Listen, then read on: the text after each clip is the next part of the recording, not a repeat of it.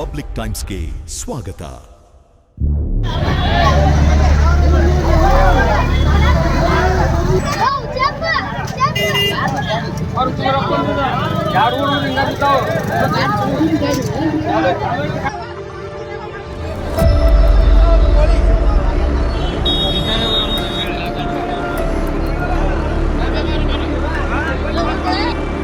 ಇಳಕಲದ ಯಶೋ ಶಾಲೆ ಹತ್ತಿರ ಬೈಕ್ಗೆ ಟಾಟಾ ಎಸ್ ವಾಹನ ಡಿಕ್ಕಿ.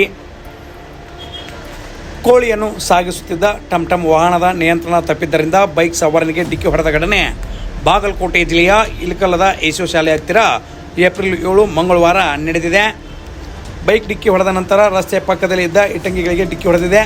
ಈ ಅಪಘಾತದಲ್ಲಿ ಬೈಕ್ ಸವಾರ ಪ್ರಾಣಾಪಾಯದಿಂದ ಪಾರಾಗಿದ್ದಾನೆ.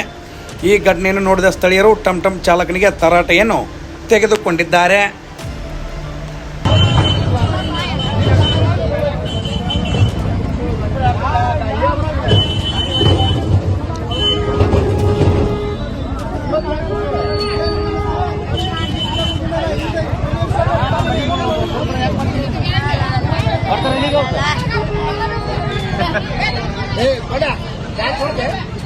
हमारे गली का पब्लिक पता ले